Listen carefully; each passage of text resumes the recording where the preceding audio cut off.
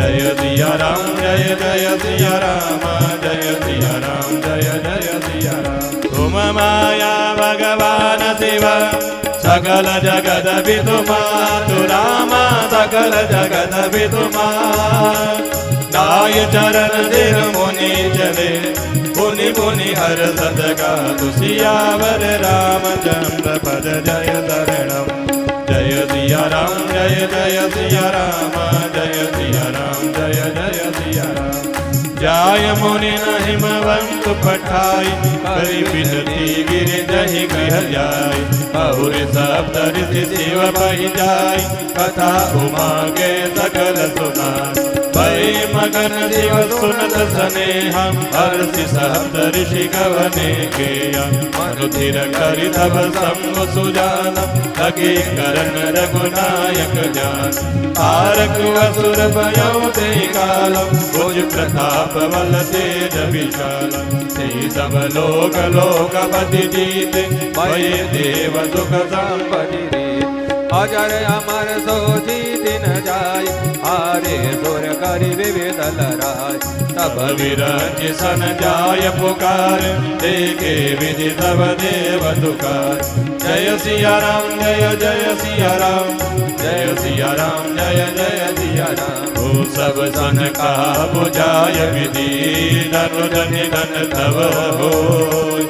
शंभु शुक्र शंभूत सुत तेहि जीतहि रन सोय। सियावर रामचंद्र पद जय शरणम। जय सिया राम जय जय सिया राम जय सिया राम जय जय सिया राम। अर्थात सप्त ऋषियों ने कहा कि हे माता, आप तो माया हैं और शिवजी भगवान हैं। आप दोनों समस्त जगत के माता पिता हैं। ऐसा कहकर मुनियों ने माता पार्वती के चरणों में शीश झुकाकर वहां से चल दिए। उनके शरीर बार बार पुलकित हो रहे थे। क्यों न हो, जगदम्बा का जो दर्शन प्राप्त किया था मन बड़ा प्रसन्न था।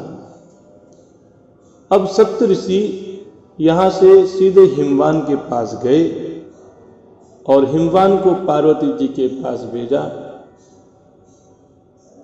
हिमवान ने माता पार्वती जी से विनती की और उनको अपने घर ले आए।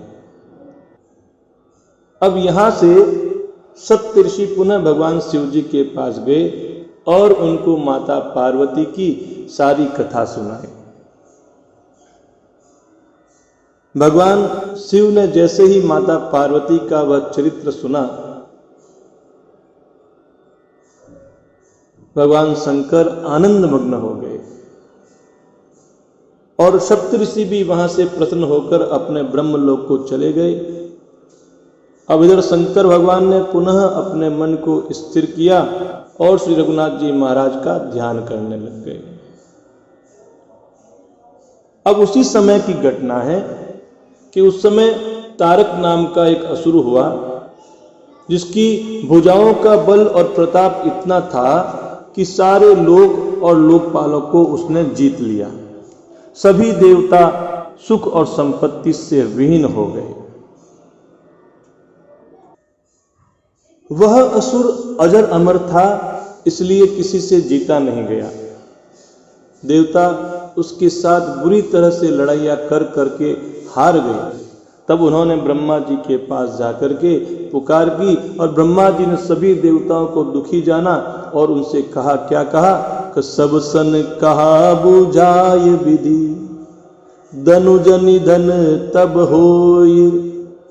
शंभु शुक्र शंभूत सुत एहि जीतिय रन सोई। तो ब्रह्मा जी ने सबको कहा कि इस दैत्य की मृत्यु तब होगी जब भगवान शिव के वीर से पुत्र उत्पन्न होवे और वही पुत्र इनको युद्ध में जीतेगा। जय सिया राम जय जय सिया राम जय सिया राम जय जय सिया राम। और कहा सुनि करहु भाई हो यही ईश्वर करहि सहाय। सती जो तजी दर चमक देहा जनमी जाय हिमाचल गे।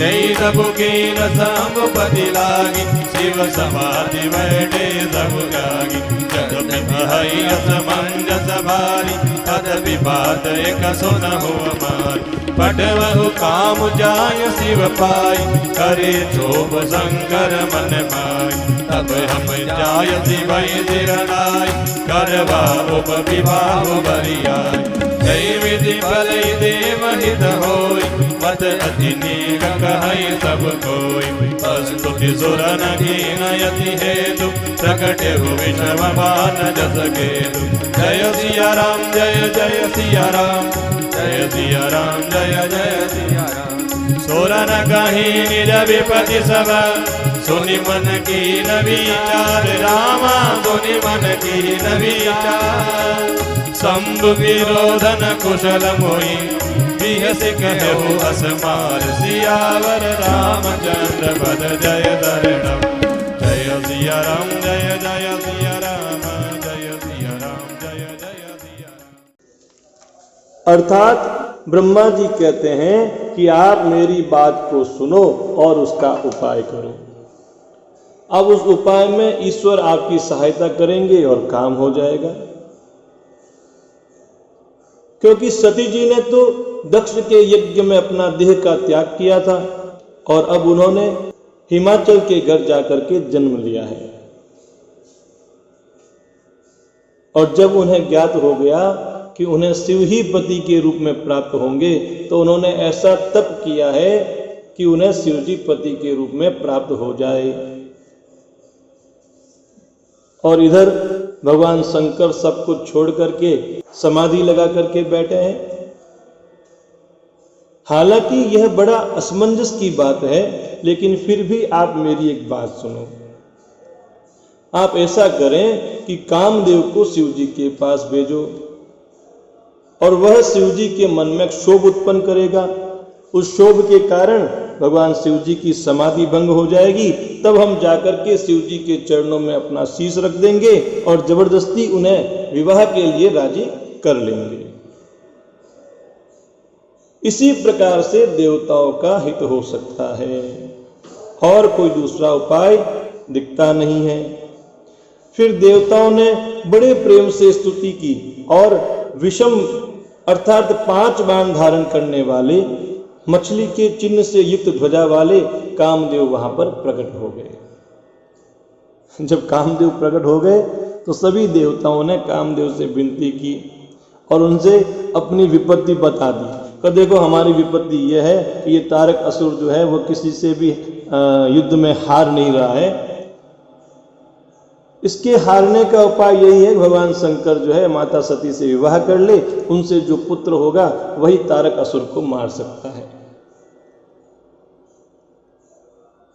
देवताओं की विनती सुनने के बाद कामदेव के मन में विचार किया और हंस के कहा कि भगवान शंकर के साथ विरोध करने से मेरा कुशल नहीं है। मैं जानता हूं कि भगवान शंकर के साथ विरोध करने से मेरा कुशल नहीं है, लेकिन फिर भी मैं आपका काम कर दूं। बोलो सियावर रामचंद्र भगवान की जय।